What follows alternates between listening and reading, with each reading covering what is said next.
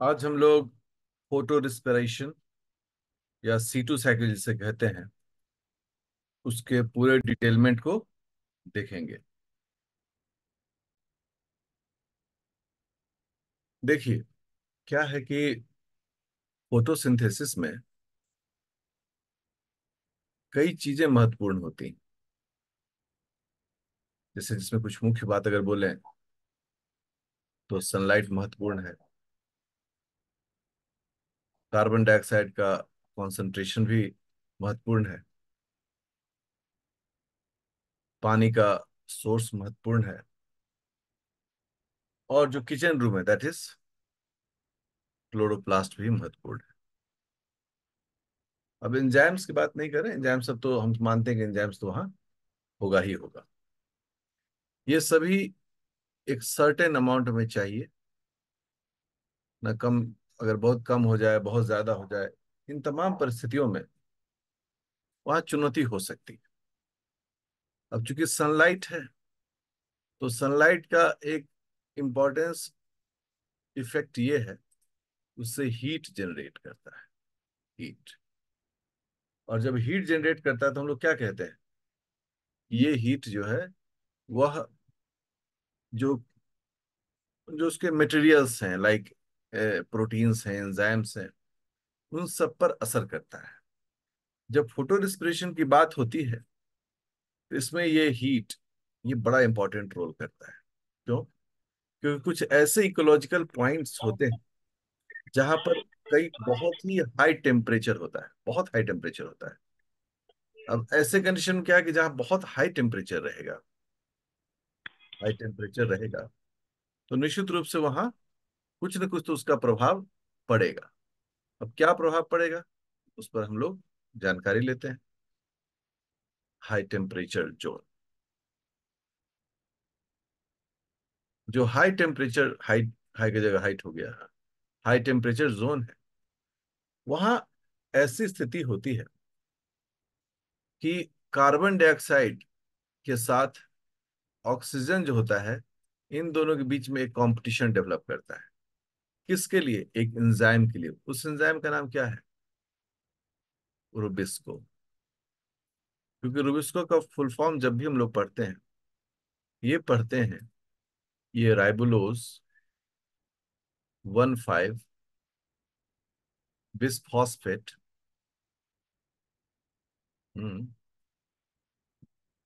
Carboxylase oxygenase, carboxylase oxygenase. इस नाम में बड़ा महत्वपूर्ण, बड़ी बहुत बहुत महत्वपूर्ण जानकारी छिपी हुई है। कार्बोक्सिलेज का मतलब होता है फिक्सेशन ऑफ कार्बन डाइऑक्साइड, ये कार्बन डाइऑक्साइड को फिक्स करना, जो हम लोग C3 साइकिल में पढ़ते हैं। C3 साइकिल में पढ़ते हैं इसी काम को। और इसीलिए वहां पर विस्को का जो उपयोग है वो कार्बोक्सिलेज के रूप में रहता है। C3 cycle, Calvin cycle. ये जो ऑक्सीजनेज है, इसका मतलब है फिक्सेशन ऑफ ऑक्सीजन। अगर होता है कि फिक्सेशन ऑफ ऑक्सीजन हो, तो अब ये कहां पर होगा और कैसे होगा? अब क्या है कि जो एंजाइम है, जिस एंजाइम का नाम है रूबिस्को, हम लोग ये इस एंजाइम को बना रहे हैं, इसका नाम है rubisco.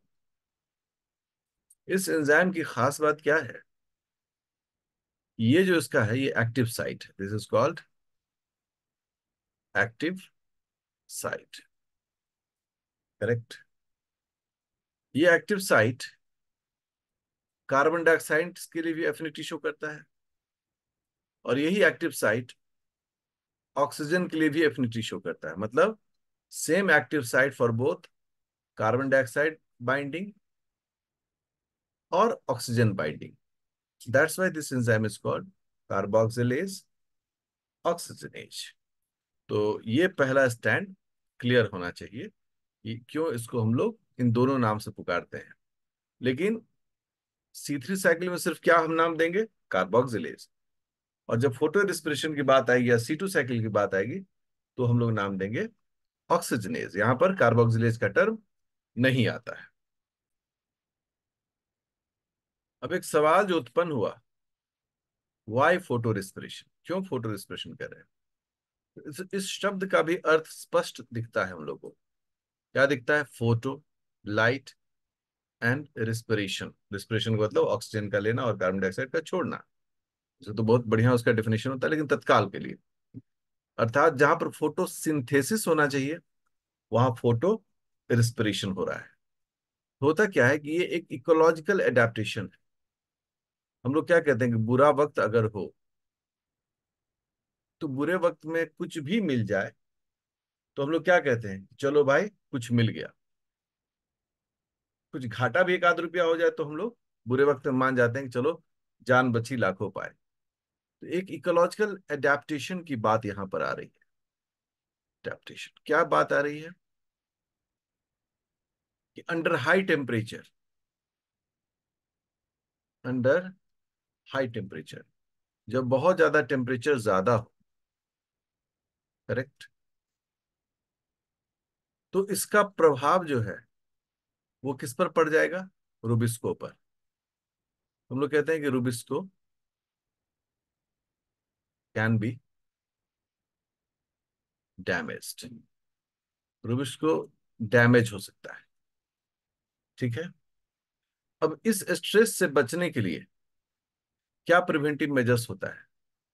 To protect, to protect it, oxygen binds instead of, किसके बदले? Carbon dioxide. तो यहां पर कार्बन बाइंड नहीं करके कौन बाइंड करता है? ऑक्सीजन। क्योंकि यहां पर एक इकोलॉजिकल कंडीशन होता है कि जब इसे बहुत ज्यादा हाई टेम्परेचर हो रहा है तो ऑक्सीजन की मात्रा ज्यादा होगी। High, know why height, high oxygen concentration and low carbon dioxide concentration. अब इसका मतलब क्या हुआ? इसका मतलब ये हो गया कि ऑक्सीजन की मात्रा ज्यादा है। एक ऑक्सीजन, दो ऑक्सीजन, तीन ऑक्सीजन, एक और देते हैं, चार ऑक्सीजन। और कार्बन डाइऑक्साइड की मात्रा क्या है उसकी तुलना में इस एनवायरमेंट में? कम है। रिजल्ट क्या होगा कि जो रुबिस्को एंजाइम का साइट है, उस साइट पर ऑक्सीजन आके जुड़ेगा। ठीक है ना? अब ये ऑक्सीजन आकर जुड़ गया, अब तो कहानी ही बदल गया। क्योंकि हम लोग क्या कहते थे कि कार्बन डाइऑक्साइड जुड़ता है तो कार्बन डाइऑक्साइड को पिकअप करने के बाद दो मॉलिक्यूल 3 PGA बनता है। अब ये C3 साइकिल का कॉन्सेप्ट यहाँ पर कुछ बदल रहा है। ठीक है। साथ ही साथ क्या है कि जहां पर फोटोसिंथेसिस, जहां पर जैसे फोटोसिंथेसिस कहते हैं, फोटोसिंथेसिस में क्या हो रहा है? हम लोग कहते हैं फोटोसिंथेसिस में carbon dioxide is fixed. Photo respiration में क्या होता है? फोटो रिस्पिरेशन में कार्बन डाइऑक्साइड की हानि होती है, that is carbon dioxide is lost. अर्थात फोटो रिस्पिरेशन एक ऐसी प्रक्रिया है जिसमें कार्बन डाइऑक्साइड की हानि होगी। और जब कार्बन डाइऑक्साइड की हानि होगी, इसका मतलब घाटा और कहां कहां होगा? बायोमास में, that is loss in the biomass. अगर बायोमास में घाटा होगा तो रिजल्ट क्या होगा कि प्लांट्स पतले होंगे, प्लांट्स बहुत ज्यादा एकदम ऐसा करके बहुत हेवी नहीं होगा। ठीक है ना? तो जैसे कोई एग्जांपल बोले, अगर शुगर केन ऐसे दिखा दें, है ना? शुगर केन में आप देखें कि कितना लंबा होता है वो, लेकिन वो उतना ज्यादा मोटा नहीं होता है। और उतना ही बड़ा कोई दूसरा प्लांट देखें तो वो काफी मोटा होता है। तो बहुत सिग्निफिकेंट हो गया कि फोटो रिस्पिरेशन एक एडेप्टिव फीचर है जिसमें कार्बन डाइऑक्साइड की हानि होती है और ऑक्सीजन जो है वह सिस्टम रूबिस्को एंजाइम द्वारा पकड़ा जाता है। तो इसीलिए इसको हम लोग कहते हैं, क्योंकि इसमें जो फर्स्ट प्रोडक्ट होता है वो एक C2 प्रोडक्ट होता है, इसलिए अभी हम बताएंगे भी उसको। C2 oxidative photosynthetic, photosynthetic carbon cycle इसको कहा जाता है। अब ये क्या है, क्यों इसको ऐसा कहा जा रहा है? अब देखें, यदि ऑक्सीजन आ रहा है, यदि ऑक्सीजन आ रहा है तो क्या विषय यहां पर पैदा हो रहा है कि ऑक्सीजन का लेन देन जो है, वह कनेक्शन जुड़ा हुआ है माइटोकॉन्ड्रिया के साथ। हम सब जानते हैं माइटोकॉन्ड्रिया में एक एंजाइम होता है साइटोक्रोम ऑक्सीडेज, है। वो जो है इस ऑक्सीजन का यूटिलाइजेशन करता है। बट यहाँ हम लोग यूनिकली क्या देख रहे हैं? यहाँ देख रहे हैं कि इस ऑक्सीजन का जो पिकअप है वो रुबिस्को कर रहा है, और रुबिस्को कहाँ पर है? क्लोरोप्लास्ट में। That's why this is called photo respiration. जो काम माइटोकॉन्ड्रिया में डायरेक्ट होना चाहिए वो नहीं होकर ये क्लोरोप्लास्ट में हो रहा है। और इसके पीछे कारण क्या है? तो रुबिस्को जो है वो एक यूनिक एंजाइम है जो कि ऑक्सीजन से भी बाइंड कर सकता है। लेकिन जब ऑक्सीजन जुड़ा इस क्लोरोप्लास्ट से, तो अब कहानी बदल गई। कैसे कहानी बदल गई? कि अब इस पूरे मेटाबॉलिज्म में, इस पूरे C2 साइकिल मेटाबॉलिज्म में, या जिसे फोटो रिस्पिरेशन भी कहते हैं, मेटाबॉलिज्म में अब अकेले क्लोरोप्लास्ट इस पूरी प्रक्रिया को रन नहीं कर सकता है। तो 3 cell organelles are required. 3 cell organelles का इन्वॉल्वमेंट हो गया, आर नीडेड। और ये जो तीनों सेल ऑर्गेनेल्स हैं, इनका एक ऑर्केस्ट्रा जमता है। कैसे? क्लोरोप्लास्ट क्यों बोलेंगे? क्योंकि यहीं पर ऑक्सीजन फिक्स हुआ है रुबिस्को में। क्लोरोप्लास्ट से तीर चला और कहाँ पहुंचा? पेरोक्सिसोम में। पेरोक्सिसोम में जहां पर पेरोक्साइड का मेटाबॉलिज्म होता है। फिर पेरोक्सिसोम से मामला कहाँ पहुंचा? तो माइटोकॉन्ड्रिया में पहुंचा। ये तीसरा सेल ऑर्गेनल है, माइटोकॉन्ड्रिया में पहुंचा। और माइटोकॉन्ड्रिया से फिर वापस पेरोक्सिसोम, और फिर वापस पेरोक्सिसोम से वापस क्लोरोप्लास्ट। इस प्रकार से ये साइकिल जो है, C3 C2 साइकिल, वह 3 सेल ऑर्गेनल के कॉम्बिनेशन से कंप्लीट होता है। This is very important to understand. अब जब तीनों सेल ऑर्गेनल के बीच में एक कॉम्बिनेशन डेवलप करते हैं हम लोग, इस कॉम्बिनेशन को समझना बहुत जरूरी होता है। जैसे यहाँ पर रुबिस्को एंजाइम है, ये रुबिस्को यहाँ पर ऑक्सीजनेज के रूप में काम कर रहा है। और RUBP, 2 मॉलिक्यूल RUBP, ये RUBP 2 मॉलिक्यूल है। और ये RUBP किस किस कितना कार्बन रखता है? C5, अर्थात 5 2 10, 10 कार्बन का यहाँ पर जुगाड़ हो गया है। और ये जो RUBP है वो ऑक्सीजन को पिकअप करता है। Point to be noted. मतलब कोई कार्बन डाइऑक्साइड नहीं आ रहा है इसके पास, क्या आ रहा है? ऑक्सीजन।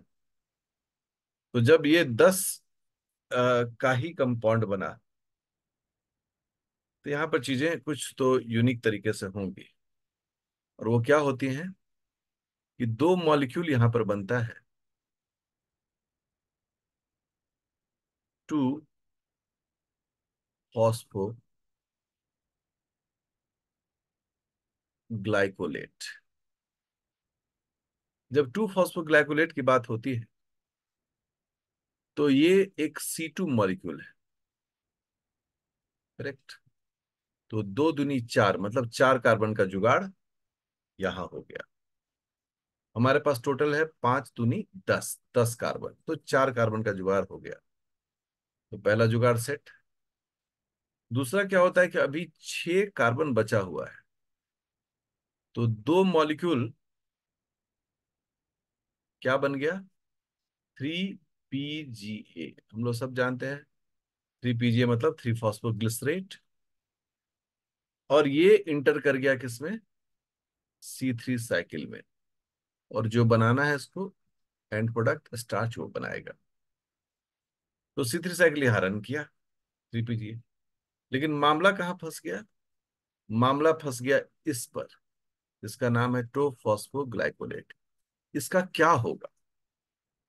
सवाल हुआ कि 3 PGA तो बन चला गया C3 साइकिल में, और ये अपना बना लिया स्टार्च, ग्लूकोज पहले बनाया फिर स्टार्च बनाया, जो ही उसको बनाना था। लेकिन ये जो 2 फॉस्फोग्लाइकोलेट बना है, इसका क्या करेंगे? क्या इसको ऐसे ही सेल में छोड़ देंगे? हम सब जानते हैं कि अगर सेल में 2 फॉस्फोग्लाइकोलेट जो C2 मॉलिक्यूल, अगर ये इसी तरह से रह जाएगा तो ये कचरा हो जाएगा, और अगर ये कचरा हो जाएगा तो फिर ये बर्बाद हो जाएगा। इसका मतलब अब इसको भी हमको क्या करना है? यूटिलाइज करना है, तभी ये बात जमेगी। अब इसको यूटिलाइज करने के लिए मैं अभी इसको अब इंडिविजुअल एक एक बॉक्स में जाऊंगा। इसको यूटिलाइज करने के लिए ये रास्ता चला, ऐसे ऐसे होते हुए ऐसे ऐसे वापस आया, और तब तक ये फिर क्या बन जाएगा? 3 PGA। ठीक है ना? ये जो 2 फॉस्फोग्लाइकोलेट देख रहे हैं वो क्या बन जाएगा? 3 PGA, और ये भी किस में एंटर कर जाएगा? C3 साइकिल में। अब एक बहुत ही सिंपल लॉजिक हम लोग इसमें यहाँ पर देखते हैं, और बहुत चतुराई पूर्वक पढ़ते हैं। यहाँ पर कुल कितने कार्बन है? 2 × C2, अर्थात 4 कार्बन। यहाँ पर कितना कार्बन है? 3, मतलब 3 फॉस्फोग्लिसरेट है। यहाँ पर है 3 कार्बन। इसका मतलब 4 कार्बन और 3 कार्बन, तो एक कार्बन जो है वो लॉस हो गया, और एक कार्बन जो होता है वो माइटोकॉन्ड्रिया से लॉस होता है। CO2 लॉस हो गया। This is called loss of the carbon dioxide. इसलिए फोटो रिस्पिरेशन में क्या होता है? कार्बन डाइऑक्साइड की हानि होती है। और ये हानि किससे हुआ? इसका अपना मॉलिक्यूल जो 5 दूनी 10 कार्बन कौन दे रहा है? यही दे रहा है ना। तो 9 कार्बन फिक्स हुआ और एक कार्बन लॉस हो गया। तो ये पूरी प्रक्रिया का यही आधारभूत एक कॉन्फ़िगरेशन है। अब पूरा डिटेल हम लोग करते हैं। तो 2 मॉलिक्यूल PGA है, मतलब RUBP है। 2 मॉलिक्यूल क्या है? RUBP, राइबोलोज 1,5-बिसफॉस्फेट। और बाहर से ऑक्सीजन फिक्स हुआ। ऑक्सीजन को किसने पकड़ा? एंजाइम ने। नाम क्या है उसका? रुबिस्को। C3 साइकिल में ये कार्बन डाइऑक्साइड को पकड़ता है। अब इसका 2 प्रोडक्ट मिला है। एक मिला 3 PGA, जो कितना मॉलिक्यूल मिला? 2 मॉलिक्यूल मिला। ये चला गया C3 साइकिल में, और जो अपना एंड प्रोडक्ट इसको बनाना है वो बनाया। लेकिन दूसरा जो इसका बाय प्रोडक्ट निकला, वो निकला 2 मॉलिक्यूल 2 फॉस्फोग्लाइकोलेट। ये जो 2 मॉलिक्यूल फॉस्फोग्लाइकोलेट निकला, वह एक C2 कंपाउंड है। अब इसको हमें ठीक करना है, इसको प्लांट को ठीक करना है कि ये C2 कंपाउंड भी यूज हो जाए। टोटल यहाँ पर 4 कार्बन जो है वो है, इसमें हम इसका मैक्सिमम सदुपयोग करें। तो सबसे फर्स्ट स्टेप में इसका हाइड्रोक्सिलेशन होता है, मतलब कि फॉस्फेट को निकालना इसको बोलते हैं, वो हो रहा है। तो फॉस्फेट निकलेगा तो यहाँ पर 2 गुना है, मतलब 2 फॉस्फेट है, तो 2 वाटर यहाँ आएगा, और 2 मॉलिक्यूल इनऑर्गेनिक फॉस्फेट यहाँ से निकल जाएगा। जैसे 2 मॉलिक्यूल इनऑर्गेनिक फॉस्फेट निकला, ये फॉस्फोग्लाइकोलेट से क्या हो गया? ग्लाइकोलेट। अब ये ग्लाइकोलेट, ये भी कितना मॉलिक्यूल है? 2 मॉलिक्यूल है। अब ये ग्लाइकोलेट भी कितना कैसा कंपाउंड है? एक C2 कंपाउंड। अब ये जो ग्लाइकोलेट है, ये ग्लाइकोलेट अब क्लोरोप्लास्ट से इंटर कर रहा है कहां पर? पेरोक्सिसोम पे। चलिए, अब देखिए कि इंटर किया कौन? ग्लाइकोलेट। ग्लाइकोलेट में ये 2 मॉलिक्यूल है। अब ये ग्लाइकोलेट जो है उससे ऑक्सीजन जुड़ता है, और ये बन जाता है ग्लाइऑक्साइलेट। ग्लाइऑक्साइलेट। ये अभी भी C2 ही कार्बन है, मतलब 2 ही कार्बन है इसमें। और फिर ये चेंज होता है किस चीज में? ग्लाइसिन में। Glycine is an amino acid. Glycine क्या है? एक अमाइनो एसिड है। ये भी दो मॉलिक्यूल है और ये भी दो मॉलिक्यूल है। इस पूरी प्रक्रिया में ग्लाइकोलेट से जब ये ग्लाइ ऑक्साइलेट बन रहा था तो इसको ऑक्सीजन की जरूरत थी। तो वो ऑक्सीजन ऑब्वियसली फिर ऑक्सीजन में अवेलेबल करा रहा है। दो मॉलिक्यूल ऑक्सीजन यहाँ पर आया और रिएक्शन के फलस्वरूप दो मॉलिक्यूल H2O2 ये बाहर आया। इसको हम लोग क्या बोलते हैं, हाइड्रोजन पेरोक्साइड। ये फिर फर्दर एंजाइम के मदद से दो मॉलिक्यूल वाटर बनाया और जो एक मॉलिक्यूल ऑक्सीजन है फ्री इसका, वो बाहर से मतलब कि हवा से एक मॉलिक्यूल ऑक्सीजन लिया और फिर ये दो मॉलिक्यूल ऑक्सीजन प्रोवाइड किया। मतलब ये अपना एक साइकिल है कि दो मॉलिक्यूल ऑक्सीजन चाहिए, क्योंकि एक ग्लाइकोलेट को एक तो दो मॉलिक्यूल ग्लाइकोलेट है तो दो मॉलिक्यूल चाहिए। इससे दो मॉलिक्यूल H2O2 निकला। एंजाइम की मदद से दो वाटर मॉलिक्यूल प्रोडक्ट मिल गया। एक ऑक्सीजन और फिर एक और ऑक्सीजन मिलकर बाहर से आया ऑक्सीजन, ये काम हो गया।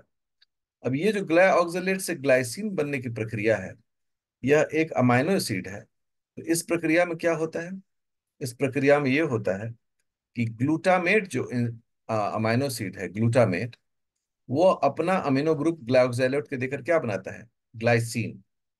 और इसका क्या प्रोडक्ट बनता है, अल्फा कीटो ग्लूटारिक एसिड। अब ग्लाइसिन जो है वो इंटर कर रहा है किसमें, माइटोकॉन्ड्रिया में। अब देखिए ग्लाइसिन इंटर किया, अब माइटोकॉन्ड्रिया की बारी है। यहां गया ग्लाइसिन, ग्लाइसिन जिसमें कि दो कार्बन है और ये भी दो मॉलिक्यूल है। ग्लाइसिन से ये कन्वर्ट होता है एक मॉलिक्यूल सेरीन में, और सेरीन में तीन कार्बन होता है। अब गौर करें सभी लोग बहुत इंपॉर्टेंट तरीके से कि ग्लाइसिन में अगर दो मॉलिक्यूल कार्बन है तो दो दूनी चार, चार मॉलिक्यूल यहाँ ओवरऑल चार मॉलिक्यूल कार्बन है।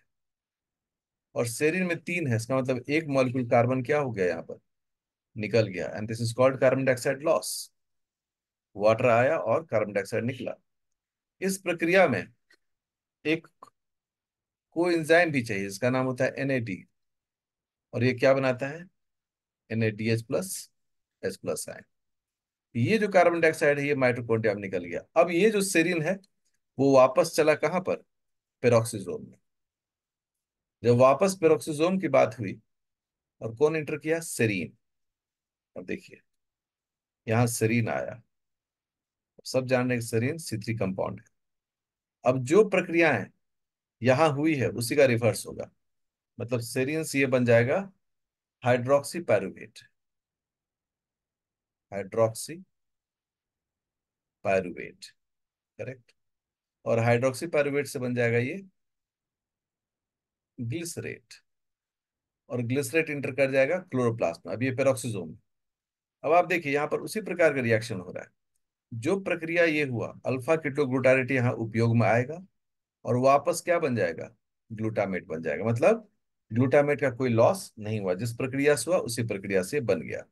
साथ ही हाइड्रोक्सी पायरुवेट से ग्लिसरेट बनने में NADH+ H+ आयन का की खपत हुई और वो बन गया वापस NAD। तो हम लोगों ने देखा था कि पिछला जो रिएक्शन था उसमें ये माइटोकॉन्ड्रिया में बना था। अब बचा ग्लिसरेट। अब ग्लिसरेट है तो वापस ग्लिसरेट किस में पहुंचा, क्लोरोप्लास्ट। अब देखिए यहाँ पहुंच गया ग्लिसरेट। कितना कार्बन है ग्लिसरेट में, तीन कार्बन है। ये ग्लिसरेट से ये बन गया 3 PGA, और 3 PGA वापस यूज हो गया C3 साइकिल में। ग्लिसरेट में एक मॉलिक्यूल फॉस्फेट जोड़ना पड़ेगा तो एक ATP खर्च होता है, ADP बाहर निकलता है और तीन फॉस्फेट में से एक फॉस्फेट ये 3 PGA को मिल गया और ये C3 साइकिल में चल गया। यही इंटायर प्रक्रिया जो है वह फोटो डिस्पर्शन कहलाता है। और C2 साइकिल इसलिए कहलाया क्योंकि जो C2 प्रोडक्ट है उसी को साइकिल में वापस आकर PGA में कन्वर्ट किया गया है।